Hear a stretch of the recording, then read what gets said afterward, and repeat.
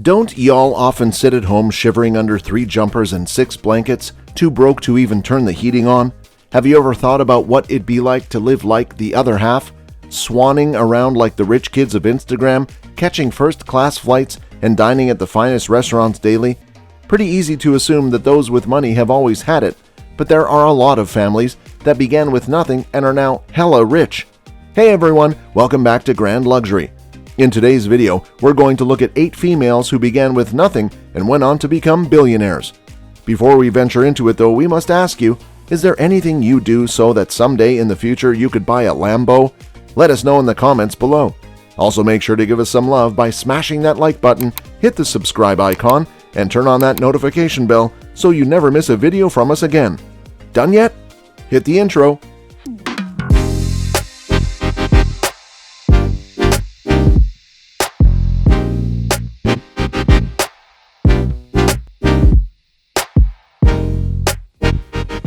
Let's begin with number 1, Oprah Winfrey.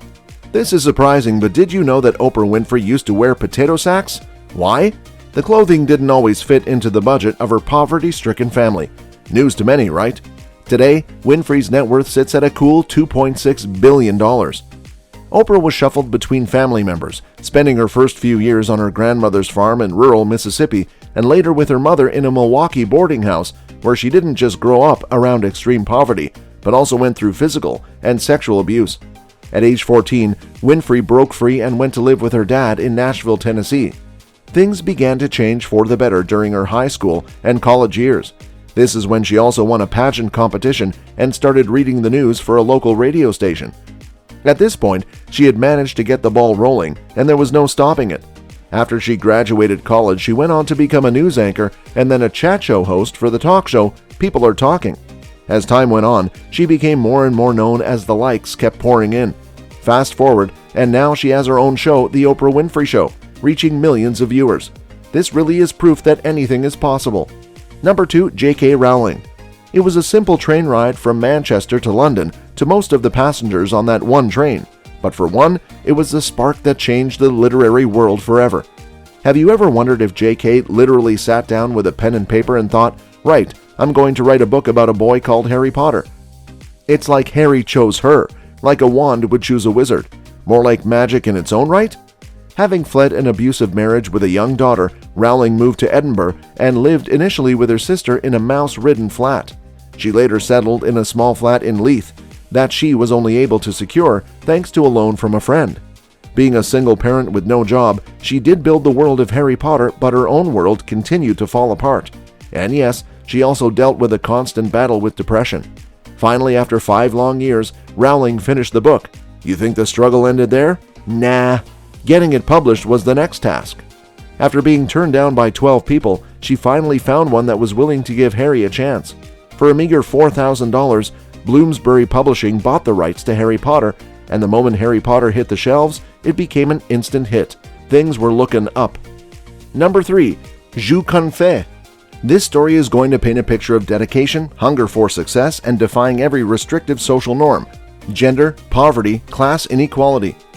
You might not have heard of Zhu Kunfei, but the chances are you've had an input in creating at least a little bit of her wealth. Her company, Lens Technology, makes the touchscreens for Apple, Samsung, LG, Microsoft, Nokia, and Huawei smartphones. Zhu's life was quite difficult from the early days. Things got worse after the death of her mother and her father slowly losing his sight. From having to rear pigs and ducks as a child, to leaving her education, to toiling away in inhumane conditions as a factory worker, there were many points in Zhu's life where she could have just given up. But hey, she secured a job at a factory making watch lenses for about $1 a day. With only $3,000 in her pocket, Zhu and a few relatives started a workshop, and that was the beginning of Zhu Kunfei's tale from rags to riches. Her company's profits skyrocketed when she took the life-changing decision to begin making glass screens for mobile phones. Zhu Kunfei now has a net worth of $5.7 billion. Kudos to her for making something of her situation rather than cringe and blame the universe for her misfortunes. What you have done. Number 4, Marion Ilich. Who doesn't love pizza? Now, what do you think about having a business in something you love and becoming a billionaire out of it? Now that's a tasty dream there. Marion Ilich is a Midwestern woman that made pizza her life, and now she's worth a cool $4.3 billion. She began her career in food service as a young girl stocking napkin containers in her father's restaurant. Later in 1959, she and her husband Mike opened a small pizza restaurant in Garden City, Michigan. You might recognize the name. They call it Little Caesars Pizza. Today, Little Caesars functions in countries across the world and holds rank as the third most successful pizza chain in America. She also owns the Detroit Red Wings and Motor City Casino Hotel. So you see, pie-in-the-sky dreams really can come true. We're halfway, guys. If y'all always dreamt of making it big, but still find yourself stomping away in a $7 an hour bar job, these ladies are going to be your billionaire inspiration. Before we move on, make sure to smash up that like button and hit that bell notification if you haven't already done so. This way you don't miss a single video we make. Number 5. Diane Hendricks. From growing up on a dairy farm to chairing a billion-dollar company, Diane Hendricks is America's richest self-made woman. Hendricks is the chairman of ABC Supply, one of the country's largest wholesale roofing, siding, and window distributors. She started the company 36 years ago in Wisconsin with her late husband, Ken. That was the start of a love business, folks. They used their credit lines to get a loan in 1982 to start the ABC Supply. Some bad news can indeed bring about a new change at times. She has been in charge of the company since his death in 2007, and since then, nobody could stop her. Hendricks was the driving force behind ABC's two largest acquisitions, rival Bradco in 2010 and building materials distributor L&W Supply in 2016. The company has over 700 locations and gross sales of over $9 billion. Well, she has a net worth of $11 billion. She changed the whole level of the women in the business sector. She really changed the stereotypical "women can't lead the business, only men can" phase right there. Number 6. Ursula Burns. Before the Lower East Side was cool, it was a hub for gangs. When Ursula Burns was growing up there in the 1960s, it was blighted by crime, poverty, drug dealers, and derelict buildings. Against this backdrop of deprivation, Burns was raised by her single mother, who babysat and did laundry so she could afford to send her child to a good school. After obtaining a master's degree in mechanical engineering, Burns started working for Xerox in 1981. By 1999, she had risen to the position of Vice President for Global Manufacturing, becoming President in 2007. In July 2009, she became the first African-American woman to lead a Fortune 500 company when she was appointed CEO, and now she has a whopping net worth of $1.24 billion. In a recent interview, Burns attributes her success to her mother's support. Despite growing up in poverty, her mother always reminded her, "Where you are doesn't define who you are." Wise words indeed. Number 7. Sara Blakely. With a net worth of only $1.2 billion, Sara Blakely might be lower down the list than many, but at 51 years old, she is also the USA's youngest self-made female billionaire on the Forbes list, and it's all built on granny pants.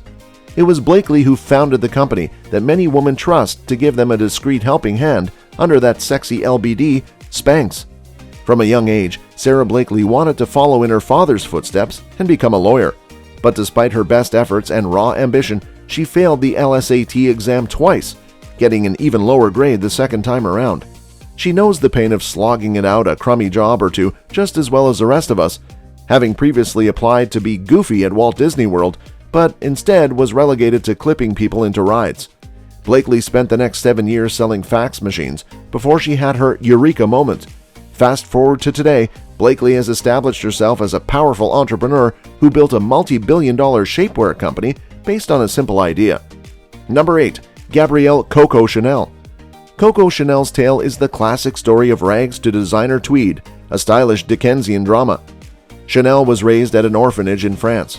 At the age of 12, her mother died and her father abandoned her by sending her to the Aubazine convent in central France. This is where the nuns taught the young Chanel the most valuable lesson of her life, the art of sewing. Starting out on her own, she worked as a seamstress while singing at a cabaret. It was here that she got the name Coco. Later, Boy Capel, an Englishman she met, helped her finance her first boutique in 1910. She then opened her first shop at 21 Rue Cambon in Paris, creating simple and elegant designs that were intimidated by all of Paris. If only we had somebody to invest in our dreams. Hey, y'all gotta stop being so lazy. Her designs in Paris greatly influenced the fashion industry, for Chanel is a woman who changed the face of women's fashion. I mean, is there any handbag more iconic than a Chanel bag? Today, the current owners of Chanel are worth $19 billion, and Chanel continues to be a symbol of total luxury. One of the famous women entrepreneurs and French fashion designer Coco Chanel had a net worth of $100 million, and now Chanel is worth $9 billion. Did these rags to riches stories inspire you at all? Guys, it takes determination and a never-say-die attitude to get what you want, so take heart and keep going. Let us know in the comments section below. Don't forget to like and share. Make sure to subscribe so you don't miss out on any of our future videos, and scroll through some of our other great content. Bye for now, and see you in the next one.